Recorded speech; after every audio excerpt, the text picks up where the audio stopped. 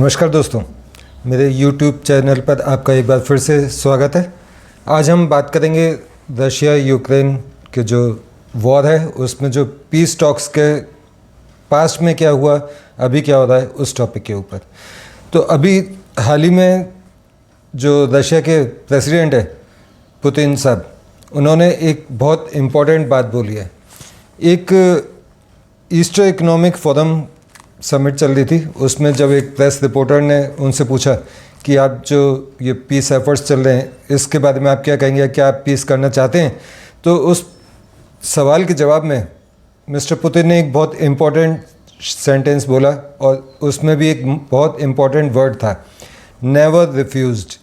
Never refused, never refuse ये word इसलिए उन्होंने यूज़ किया क्योंकि उन्होंने आगे कहा कि मैंने तो कभी जो ये पीस टॉक्स है इसके ऊपर कभी मना ही नहीं किया या मैं पीछे ही कभी नहीं हटा। अभी जब हाल ही में इंडिया के प्राइम मिनिस्टर मिस्टर मोदी जब हमारे कंट्री में आए थे और उन्होंने जब मेरे से कहा कि इस पूरे एरिया में शांति होनी चाहिए, पीस होनी चाहिए, तो पीस एग्रीमेंट होना चाहिए, उनकी इस बात से भी मैं पूरी तरह सहमत था, उनके संग अलाइन था और उनके संग एग्री था। मैं चाहता था कि ये पीस एग्रीमेंट हो और उसमें दुनिया के 3 देशों में से कोई एक देश अगर उसमें मीडिएशन करे तो उसमें हम उसके साथ खड़े हैं। और वो 3 देश थे इंडिया, ब्राज़ील और चाइना। चाइना इसलिए क्योंकि चाइना की अभी पिछले कुछ दिनों में या महीनों में या 1-2 साल में जब से यूक्रेन वॉर शुरू हुआ है तब से रशिया और चाइना की आपस में मिल रही है, घुट रही है। उसका रीज़न ये है कि दोनों का दुश्मन एक यानी कि यूएस और यूके हैं। और जबकि अगर पास्ट में देखा जाए तो रशिया और चाइना बिल्कुल ऐसे इनके रिलेशन थे जैसे इंडिया और पाकिस्तान, लेकिन क्योंकि दोनों के दुश्मन एक हैं तो दोनों एक साथ हो गए और दोनों मिलके इस लड़ाई को जीतना चाहते हैं। क्योंकि रशिया जीतेगा तब भी चाइना की जीत है, क्योंकि अमेरिका की हार है, और अगर रशिया हार जाता है तब भी चाइना को तो कोई फ़र्क पड़ना नहीं है, उसका नाम एज इट इज़ है। लेकिन ओवरऑल चाइना, लेकिन इस पीस में भले रशिया का इंटरेस्ट हो कि चाइना इसको मीडिएशन करे, लेकिन चाइना इसलिए नहीं कर सकता क्योंकि अमेरिका चाइना एनिमीज़ हैं। और एक ऐसा मुल्क चाहिए जो ना रशिया का एनिमी हो ना अमेरिका का एनिमी हो, तो उसमें सिर्फ एक नाम सामने आता है, वो है इंडिया। तो इंडिया की तरफ से मिस्टर मोदी बहुत इसमें एग्रेसिवली पीस टॉक्स के फेवर में थे। लेकिन जो पत्रकार ने जब सवाल पूछा था मिस्टर पुतिन से कि क्या आप पीस चाहते हैं, क्या आप एग्रीमेंट चाहते हैं, तो पुतिन ने एक बहुत इम्पॉर्टेंट बात और कही।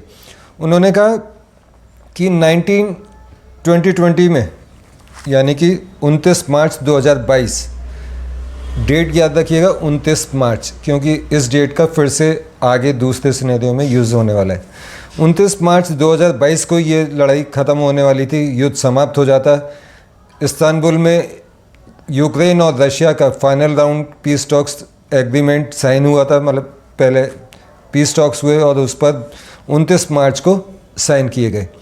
उस एग्रीमेंट में जो 4 इम्पोर्टेंट बात थी, जो रशिया की शर्तें थी, उसमें पहली शर्त थी कि यूक्रेन नॉन अलाइनमेंट मूवमेंट का पार्ट रहेगा, यानी कि वो नाटो वगैरह जितने भी मिलिट्री ऑर्गेनाइजेशन है अमेरिका साइड की या यूरोप साइड की, उनमें किसी में भी शामिल नहीं होगा। मतलब रशिया दूसरे सिंपल वर्ड्स में ये चाहता था सेफ्टी और सिक्योरिटी अपनी, कि हमें यूक्रेन की तरफ से कोई मिलिट्री से रिलेटेड खतरा ना हो, इसलिए उसने पहली शर्त ये रखी कि वो इसमें शामिल नहीं होगा। दूसरी शर्त रखी कि डीपीआर और एलपीआर जो यूक्रेन के प्रोविंस हैं उन पर रशिया का कब्जा है, यानी कि रशिया ने उनको एक तरीके से अपने अंडर में लेके वहाँ पर एक उनकी अपनी गवर्नमेंट बनाई हुई है। तो इस बारे में जो यूक्रेन है उनको कभी इस टॉपिक को उठाएगा नहीं, और ऑटोनोमाइजेशन जो इसका है उसको वो मानेगा। कुछ साल पहले रशिया ने क्रीमिया पर अटैक करके और उसको कब्जा लिया था, उस पर अब रशिया का रूल है। तो यूक्रेन के लिए ये शर्त थी कि वो अब क्रीमिया का मुद्दा कभी यूएन या किसी भी इंटरनेशनल फोरम पर नहीं उठाएगा। और चौथी शर्त थी, जो एक और बहुत बड़ी शर्त है, कि यूक्रेन अपनी आर्मी केवल उतनी रखेगा, उतनी मिलिट्री रखने की परमिशन होगी जितनी आर्मी से रशिया को कोई मिलिट्रीली खतरा ना हो।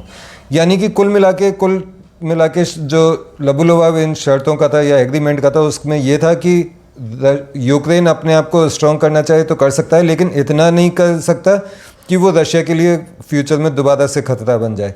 और दूसरा जो इसका पॉइंट है वो ये है कि जो रशिया ने ले लिया वो रशिया का हो गया, और इस पर यूक्रेन मान जाए और सहमति कर दे और यूएन वगैरह में कभी फ्यूचर में आवाज़ ना उठाए। इसीलिए ये नाटो वगैरह का नॉन अलाइनमेंट का भी मुद्दा उसमें शामिल था। लेकिन ये एग्रीमेंट साइन हुआ 29 मार्च को, और एक बहुत फेमस था 1 अप्रैल का इंसिडेंट।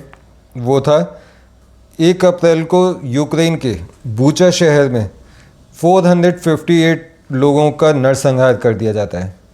458 कौन? जो रशिया यूक्रेन वॉर में रशिया ने बंदी बना लिए थे, उन लोगों का 458 लोगों का नरसंहार कर दिया जाता है। उनको अर्धनग्न कर दिया जाता है, उनके हाथ पैर बांध दिए जाते हैं और उनको टॉर्चर किया जाता है, और उसके बाद उनको मार दिया जाता है। तो ये 29 मार्च को साइन हुए पीस एग्रीमेंट के, लड़ाई ख़त्म होने के, और 1 अप्रैल को ये इंसिडेंट हो जाता है।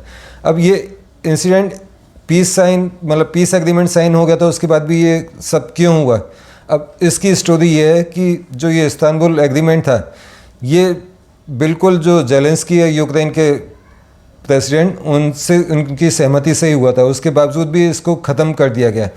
मिस्टर पुतिन का कहना यह है कि जब ये 22 मार्च को साइन हुआ, 29 मार्च को जब ये साइन हुआ 2022 में, तो 30-31 मार्च को ही यूक्रेन ने मना कर दिया कि हम इस एग्रीमेंट को ख़त्म करते हैं। और उसका रीज़न ये था कि मिस्टर पुतिन के अनुसार कि जो यूके के पीएम थे बोरिस जॉनसन, वो नहीं चाहते थे, वो और अमेरिका नहीं चाहता था कि ये पीस एग्रीमेंट साइन हो। यूरोप और अमेरिका चाहते थे कि रशिया की बुरी तरीके से हार हो, वो रशिया को हारते हुए देखना चाहते थे, इसलिए उन्होंने यूक्रेन के ऊपर प्रेशर डाला और इस एग्रीमेंट को ख़त्म कर डाला। जो बोरिस जॉनसन थे, 31 मार्च को ये साइन होने के बाद 1 अप्रैल को ये इंसिडेंट होता है, और 9 अप्रैल को बोरिस जॉनसन यूक्रेन पहुंच जाते हैं।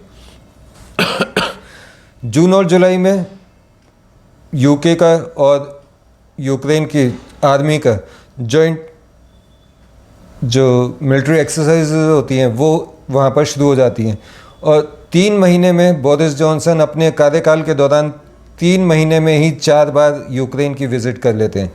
इतनी विज़िट यूक्रेन में कोई भी किसी भी कंट्री के नेता ने नहीं की है, चाहे वो यूएस हो या कोई भी और दूसरा कंट्री। तो इस बात से मिस्टर पुतिन को लगता है कि जो ये पीस एग्रीमेंट था, ये यूक्रेन तो तैयार था पीस करने के लिए, लेकिन अमेरिका और जो यूरोपियन पावर्स थी, यूके, ये नहीं चाहते थे कि पीस एग्रीमेंट हो। ये सब लोग मिलके रशिया को हारते हुए ही देखना चाहते थे, इसीलिए इन्होंने इस पीस एग्रीमेंट को ख़त्म कर दिया। अब पुतिन का कहना है कि मैं तो लड़ाई के शुरुआत में ही पीस करने को तैयार था, यूक्रेन भी तैयार हो गया था, लेकिन अब उसको क्योंकि इतना बैक किया जा रहा है यूरोपीय यूनियन की तरफ से कि अब वो इसको रोकना ही नहीं चाहता लड़ाई।